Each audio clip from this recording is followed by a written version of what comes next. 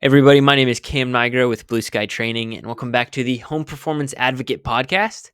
We're taking a brief break from our discussion on manufactured housing with Chance, and we have a guest here today.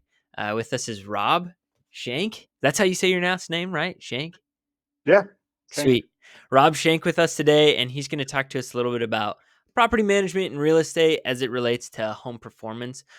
So I'll just let him jump right in. And Rob, you want to introduce yourself, talk about how you got into the industry you're in now and what that is, and then a few details on what you do.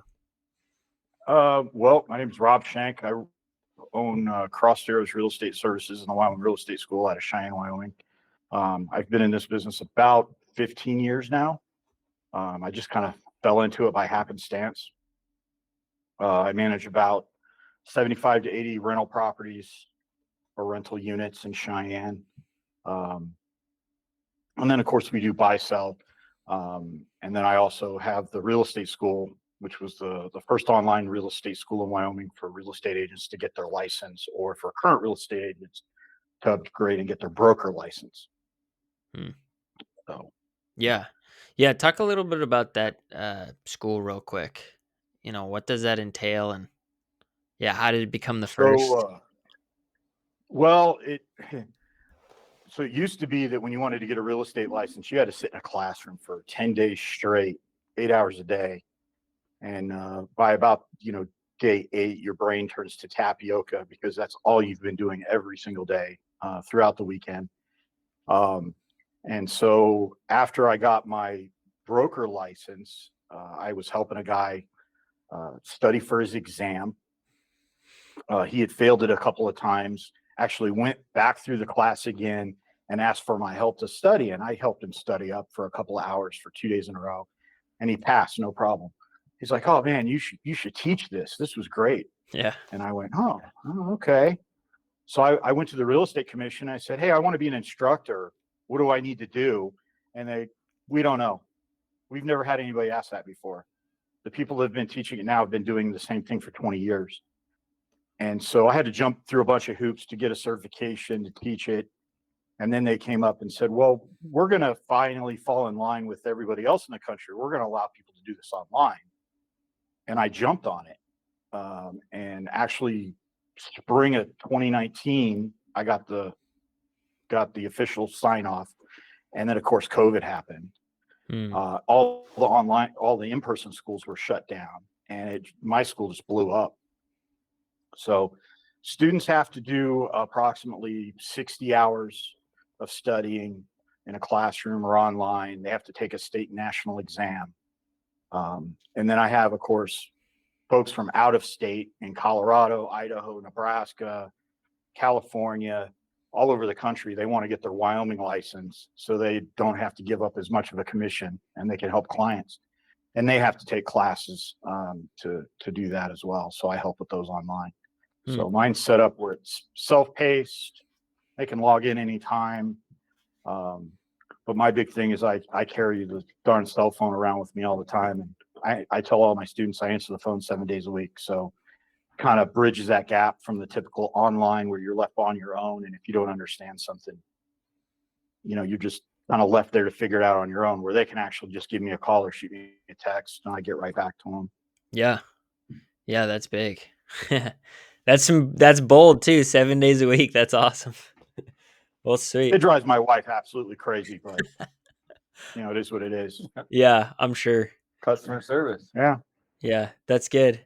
Well, awesome, yeah, so, once you got into that, I guess now let's move into how then that, became intertwined with the idea of home performance, building science, improving energy efficiency, health and safety, all of the above in homes. What was kinda your first, introduction to that topic, the first thoughts on that, and then moving into, like, what was the first bigger project you did or bigger undertaking to improve a home's performance? Um, the first time I became aware that it was really important was when I moved to Wyoming. It was to run an animal shelter, and they, I was the director of operations, so I was in charge of basically all the personnel in the building, The director of the place was always on us about, lowering the bills, lowering the energy costs. And, he would go around and turn off monitors on standby, thinking that that was really going to affect our bill. Um, but they had what it was the heat and the electric of the place, because they had gotten a design, an architecture design for an animal hospital in Southern California, and thought that that would be a great idea for Wyoming, where 2/3 of the place are floor to ceiling windows.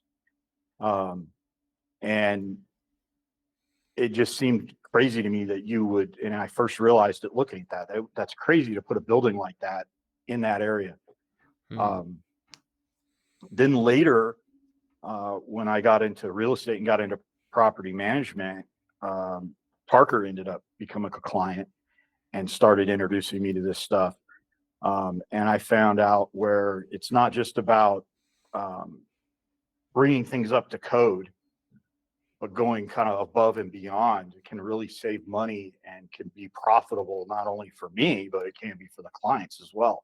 And at the same time, keeping the tenant happy. Hmm. Um, in ways that I never even expected, saving money. Um, not even just on energy bills, but on um, uh, infestations of insects and things like that. Um, that saved $10,000 on one property from Yeah. just one incident. Yeah, for sure. And we'll definitely want to get into that one um, when we go over some benefits of the home performance for sure. What do you remember like a first?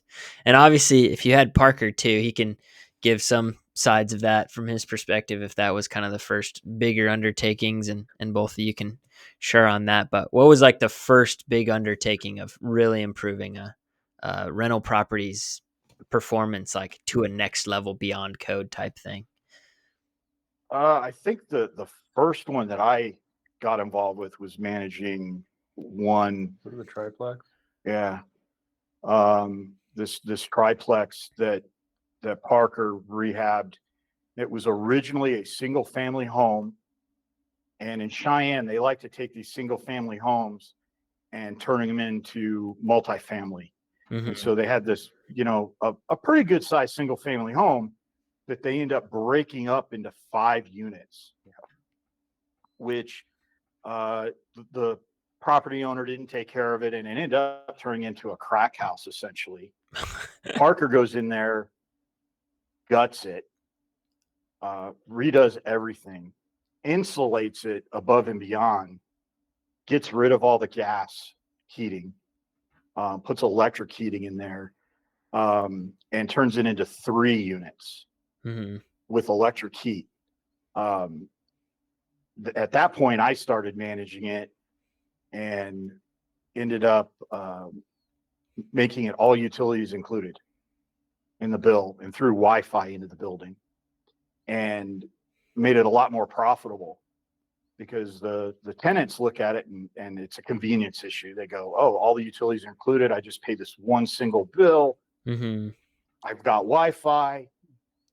And I find that people are willing to pay more for convenience, but they're looking at going, well, I don't have an electric bill. Yeah, the rent's higher, but I don't have this electric bill. Well, I add, when I add it to the rent, let's say a rent is $1,000 a month normally with you paying utilities. I'll make it 1150, 1200 with utilities.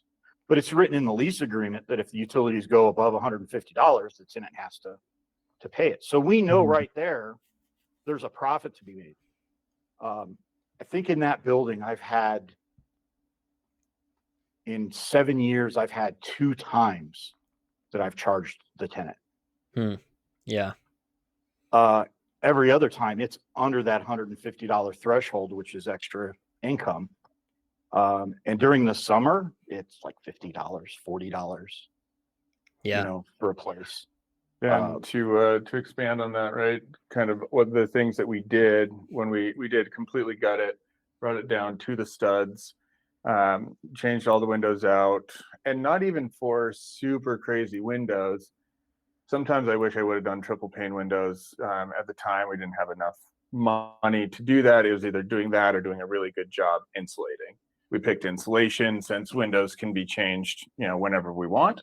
Mm-hmm. But just your standard like low E coated, double pane vinyl Energy Star window, right? So that was the window piece, but then we dense packed the walls with blown in insulation. I believe it was fiberglass, and then we dense packed the vault with the same thing, and then we put 2 inches of extruded foam board on the inside of that vault area. Hmm. So, and then there's also a crawl space.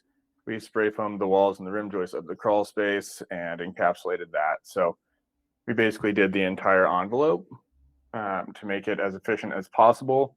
And this is a really old building. So a lot of times people are scared of old buildings, right? Or they don't know what to do with them.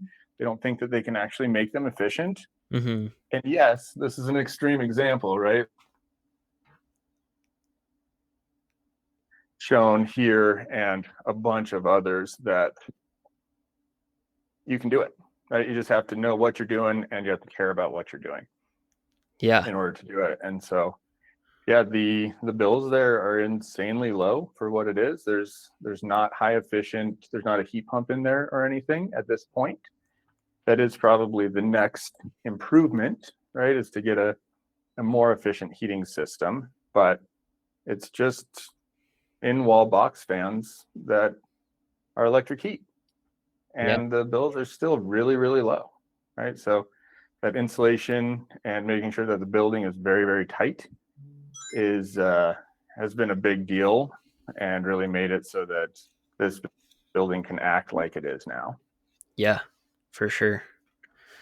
Yeah, I can even speak, from a tenant perspective. 150, like you can easy hit that in a non-efficient building, especially if it's multiple levels. Like one person in the bottom is, heating or something, and then up top you're dealing with way too hot, so the units themselves can throw off the heating, and then you're trying to cool a space that you should be trying to heat, and vice versa, all the above, so having that energy bill lumped into the sum, and then realistically even probably less than a really non-efficient older building would be paying for energy. And tenants know that, like, looking for a place to live, you're like, okay, well, I'll add extra 100 for energy bills. You're even looking, what's the energy price of this area, that kind of stuff. So yeah, for sure, um having that lumped in, and then with the idea of it being a more efficient house, that's great. Yeah, for tenants and for property management, like you're saying. What were some of the reactions, either that first one or future ones, um, to the idea of going above and beyond for efficiency?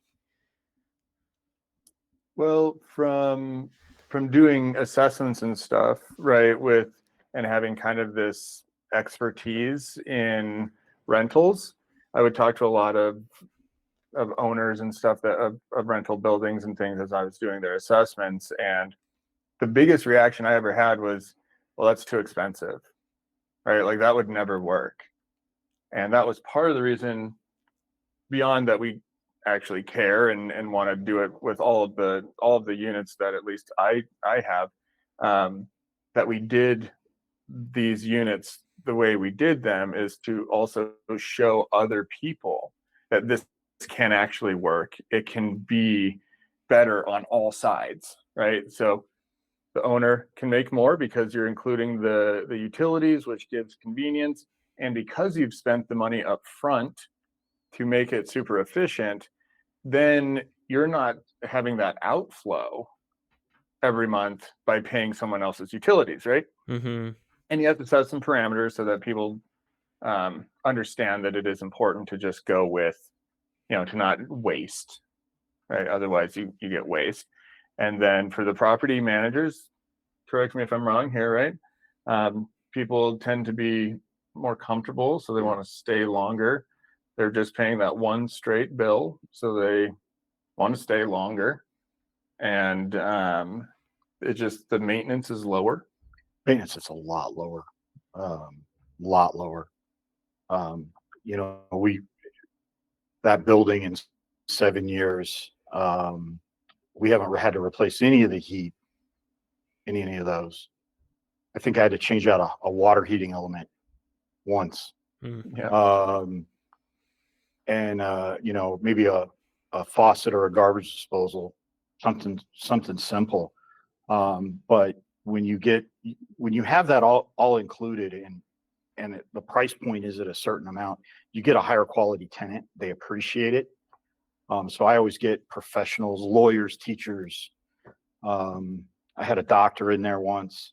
Um, you get people that stay long term. They like it. It's comfortable. Um, it's not noisy.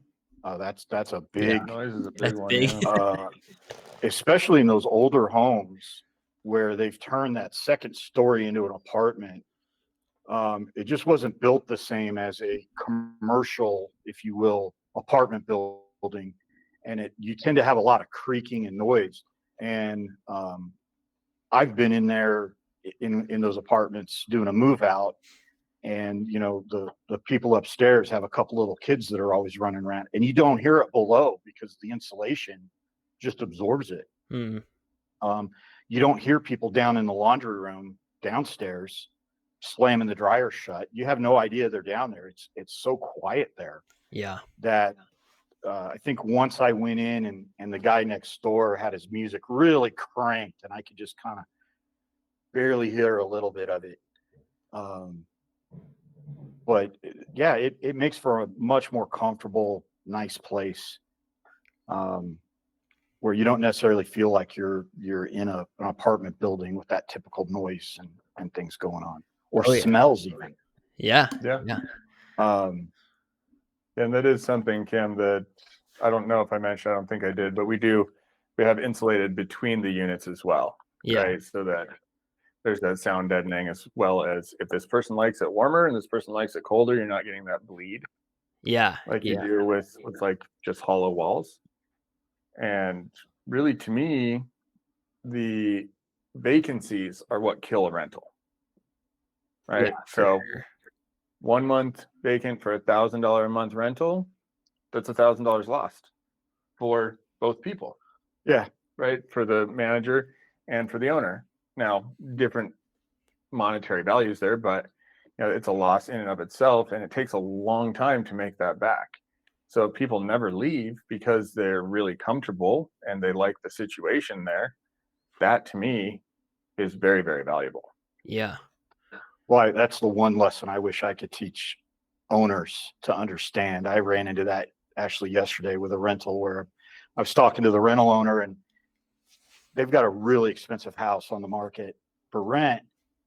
And I said, you know, I'm it's worth this money. It really is.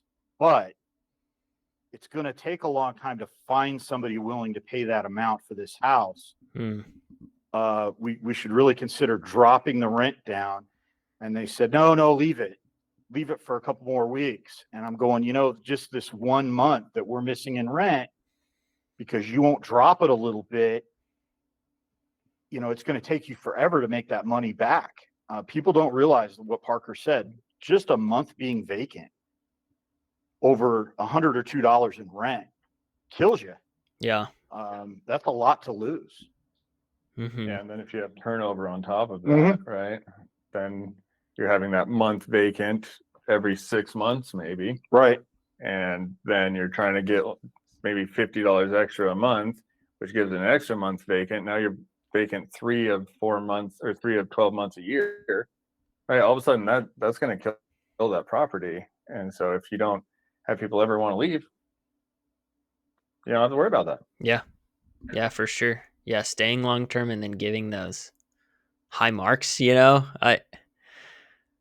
People do look at reviews on apartments. They're like, is a property management company good? 1, 2, is the place actually nice to live in? Like, am I gonna hear my neighbor all night long? You know, that kind of stuff. So that's good. Yeah, that's super helpful. Yeah. So then, what are some of the what are some of the barriers to entry? What are some of the barriers people might either think are there and aren't there, or maybe there are some real barriers to improving a rental property's performance?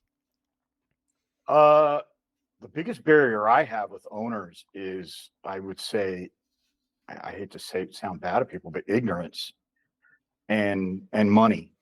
Um, they don't think it's really going to help them long term. Mm-hmm. Um, and a lot of the units that I do, even the ones that aren't efficient yet, I still use that utilities included platform because it does work. It works even better when the place is really efficient. But trying to convince the owner to make it efficient, I think they think of the improvement as they would on a single family home, Mm-hmm. where um, putting that extra insulation in the walls in a single family home, you you're not going to get as a big of a return in your equity as you would on a multifamily, and they don't realize that. Mm. Because they don't realize that it's not just about, when you sell a property, you're not selling it off of the cost basis model. Um, Right. you're selling it as you are a income approach, and they don't think about that. They're thinking about just the regular market value of what somebody would normally pay for, or what other fourplexes or threeplexes have sold for. But if you actually do it at the income level and show that this is the income you make, and Hmm. you're going to make more income because you're saving money on the utilities, it actually makes sense. And you have to break it down and show them the numbers, Yeah. that if you do this, you'll save this much money, and by saving this much money, this is how much more you're going to make in a year. Um, the same as what you would is if you're trying to convince an owner to do an improvement in redo a kitchen, saying, okay, if we spend $5,000 rehabbing this kitchen and putting new countertops, we can charge X amount more in rent, and it'll take X amount of time for you to recoup that. So when I want to convince an owner that, hey, it would really pay off to put these new windows in, that's how I have to approach it. This is, and I end up having to call him and go, how much money are they going to save on the electric bill if they put windows in? Yeah. So I can break it down. Right. Yeah, I think that's a big one, Mm-hmm. right? And from the owner side, I can think of two major barriers. One being the money output right now, right? And that can be a real thing, Right. uh, depending on how much reserves you have and all the numerous things that could go through someone's head, right? Are you using that to live your life? Are you're retired otherwise? Whole bunch of different reasons that you don't want to put that money out. You don't think it's worth it.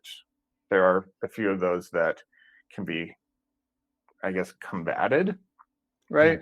Is it worth it? Well, we've already been going over why it is worth it, right? That's what this episode is about. Um, and then once again, the vacancy, right? So you have to have a unit down sometimes, not always, depends on the upgrade. But if you are doing it from scratch, essentially, right, you're tearing out all the drywall and all that kind of stuff, then there is that vacancy aspect, Yeah. where you're not making money and you're spending money at the same time. That can be a hard pill to swallow. You just have to know that you're doing it right and you're doing it for the right reasons, and it will pay off in the end. Yeah, for sure. Yeah, and that's a real barrier.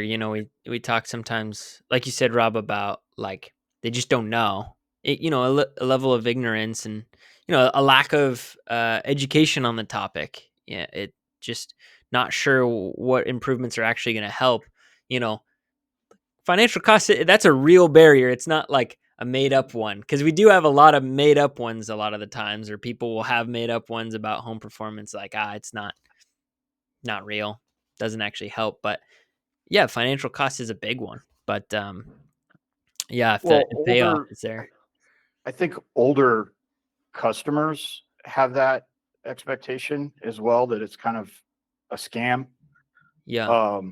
I remember show my age here, in the 90s, I was a teenager and worked as a appointment setter for a company out of Florida, and they would tell folks, "Hey, we're going to come out to your house. We're going to put solar panels on your roof, and we're going to put aerators on your faucets. We're going to put digital thermostats. We're going to put high efficiency light bulbs, and you're going to save so much money on your electric bill that you're going to be able to pay us, and you're going to put equity in your house." And I think within like 5 years, they were sued and were out of business because those claims weren't true. But Yeah. there was a lot of that. I remember a lot of that going on in the 90s, in that area where they were targeting folks and doing that kind of stuff. So sometimes when people hear something that they think is too good to be true, they're really skeptical Hmm. that, yeah, I don't believe you. You're going to save me money, and I'm going to have to shell out all this in the beginning. That's too good to be true. That's not right. Well, it really is. Technology's there, uh, and it's, you know, when you have general contractors that I deal with, I go, well, the client wants this level of insulation, and I'm not really good with the numbers. Parker is, but and they go, well, that's double what the code is. Why Hmm. are you doing that? That's double what's required. Trust me, there's a reason behind it. It'll pay off. And they want to, they argue with me about it. And I go, nope, trust me, this is what we want. I know you don't believe me. We really want this extra foam board Yeah. underneath the siding. So there's misconceptions out there and people don't understand it. It really does work. Yeah. It's funny that the contractors themselves that also should maybe understand a little bit more. They'll push back. Well, why would you want to go above and beyond? Like, let's just hit code and call it good, So that is interesting in of itself. I think that would give a lot of people pause. If you didn't know the building science behind it, that would give a lot of people pause on, well, even the contractor says, why are we doing Yep. this? And the contractor Yeah. is just not used to doing it. They're just They don't doing, understand the value maybe as well, yeah, right? The contractor doesn't. yeah. And I think this brings up a really interesting point too, is sometimes what you really need is a good advisor, right? Or consultant. Hmm. And a lot of times you get those with energy assessments, right? And a lot of times those are subsidized through utilities and things like that. And if it's a good energy advisor, then they can actually help you along that journey and make sure that a contractor isn't telling you something based on their potential ignorance or disbelief, right? That you're getting good, unbiased opinions and facts, mostly facts. Yeah. Yeah, for So, sure. Well, I found that GCs are used to battling the city, Mm, on, the city is always bringing up new, they're adopting new codes and having new regulations. And the general contractor's standpoint is, I need to do the minimum that the city says we have to have so we can move forward, get this job done, and move on to the next. I step in and I'm asking them to do a job. I'm like, yeah, I need you to do that, and I need you to go above and beyond and do this. And they're resistant to that because they're just so used to making the city happy and meeting bare minimum code that they already think is above and beyond what you yeah. really should have to do. mm, Um, yeah. so then I'm asking to go even further, and yeah, it makes their job a little harder, and they resist that. But most general contractors are not thinking about energy efficiency other than just what the bare minimum code says. I mean, the bare minimum code is just that. It's bare minimum of what the government says we have to have. And that should tell everybody something just right there. Right. Um, that's the bare minimum requirement. Well, the bare minimum requirement isn't what I want in my house for my children. Yeah. I want way above that for safety and efficiency, not just what the government says is the bare minimum a contractor should provide me. Yeah. Yeah, that's a good I point. mean, Yeah. Yeah. That's a good uh, perception of that too. Why they have that pushback. That's good. Nice. Yeah. I think another thing that I was just thinking of too while we were talking is how do you sell efficiency to tenants? You know, like you and this was great, Rob. I like how you mentioned the comparison to a kitchen. Well, a kitchen's great. I mean, that's one of the first pictures that shows up on Zillow or whatever it is. Like a nice kitchen. People are more like your place looks more upscale with new utilities or new appliances and all that kind of stuff. But like you don't take a picture of the insulation in the attic. You know, it doesn't sell as easy. So there's like that barrier even in and of itself. Like, well, how am I going to sell a home that's more energy efficient? I could say it's more energy efficient, but you know, have any of you experienced that, or how do you maybe get around that if you have experienced that or anything like that? Oh, when I show an apartment, like when I show the triplex, I'll tell the tenant how it was completely redone, because they always ask, "Oh, how old is this building?" And I think that one was 1920s. Yeah, 1919, I believe. And I tell them everything that was done to it, and I say, "Yeah, it's great. It stays really not, in Wyoming, you tell them how warm it stays, Yeah. Yeah, that's a big deal there. and then you tell them also about how cool it stays in the summer." Um, so just telling them that, and when you're in there and telling them, yeah, the folks are home right now, you don't hear them. Yeah. And by warm and cool, you mean inside the building? Inside the unit. I've gone in there when it's 90 degrees outside, and gone in at 1 o'clock in the afternoon, and it's still in the 70s inside the unit because the unit was all closed up with no AC. with no AC. Yeah, nothing running, just maintaining temperature. Yep. Yeah, that's good. So, I mean, granted, Wyoming is one of those places where usually in a basement you don't need air conditioning. Even my house, I've got to have my air conditioning on, but I can go in the basement, and it's when the wife's got all the windows up and it's 86 degrees outside, I can go in the basement and it's still nice and cool. But a lot of these places are not basement units; they're first and second floor, and having it insulated really makes a difference on your comfort level. Yeah. And not going extreme up and down just as the weather outside changes. Well, and Right. as a tenant, right, you don't necessarily have to buy an AC unit. A lot of times, owners will, yeah, you can put a window AC unit in. Well, then you have to have that. You have to buy it somewhere. You have to store it. You have to move it when you move. All these things, right? So that does save some money, some headache, all that kind of stuff. And if you put that in the window and then you screw up the window, Oh, the wear and tear on the windows is horrible in other units. yeah, I mean, I always try to ask them to use the little portable ones, even though I don't think they're as efficient as some of the others.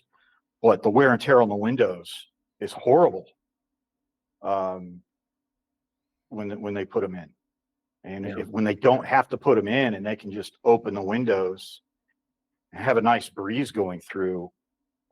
It's great. And I mentioned that to those tenants. I said, I really don't think you'll need AC here. If you open up the windows, you'll get a nice breeze. And so I think I've had one or two that have put a window unit in. They have upstairs because it does get warm up there when it's really, really hot out. July, August, it'll start to get. But I had one tenant that lived in an upstairs unit. They just put some window fans in, had a nice breeze going through, and they said it was great. Yeah. So I think part of it too is educating the tenant, because they just assume, oh, it's hot outside, I'm gonna put a window unit in. But if you tell them, hey, if you open up these windows, put a fan pulling air in on one side, put another fan pulling air out on the other, you'll probably be nice and comfortable. And I do that with tenants. Hey, Rob, you were right. Yeah. Well, and that's like that's like a whole house fan, right, Cam? At night you have that breeze coming across, it's cooling off the unit, and that way you can and you don't have to spend all of the money to run an AC unit that they're just more costly to run. Yeah. And so that just having a fan system that's cooling off the unit, that's just like a whole house fan system, right? It's just not going out through the roof. I think that can be a great alternative. And then you just cool it off during the night, and then in the morning you shut it all up and you're good to go for the day. Yeah. Well, I've had tenants ask me, well, why don't you have ceiling fans? Why don't you have a ceiling fan in here? I'm like, it's not going to do you any good. Open this window up, get a breeze going through. Mm-hmm. Actually get it moving through the house instead of keeping your house closed up with a ceiling fan just blowing the hot air down on you. Yeah. And then from a landlord's perspective, what do they do with the ceiling fan? They leave the house, they leave it on. Yeah. Then you have a little heater in that room. Yeah. And that engine, that motor gets warmed up, and you're running a fan that's not doing anything to cool the house, and they're not even there because they always forget to leave it on. Yeah. I've always wished somebody would make a ceiling fan with like a motion sensor in it. There you go. Yeah, that'd be nice. They do it with lights, but I've never seen one on a ceiling fan to where if you leave the room after a certain amount of time, it'll shut off. Maybe that needs to be my next venture. There you Yeah. go. But now I've ventured on this, somebody's going to come up. Yeah. Yeah. Someone's going to snag it. Don't worry. Got to work out the bug. Does the ceiling fan turn itself on with its own motion? You can fix that problem and then sell that easy money. No, that's good. Yeah, that's awesome. Good discussion on some of those. Some of that education piece that is required, when a tenant is first moving in. I think now what we'll do is we'll talk about some of the, and we've already talked about a good chunk of the benefits, but I think we'll go, piece by piece, health and safety, energy bill for heating, energy bill for cooling, that kind of stuff. And we'll talk about some of the benefits based on examples that we've seen. So we'll move into that region there. And any stories, any specific examples, we mentioned it earlier, the health and safety one of the bugs.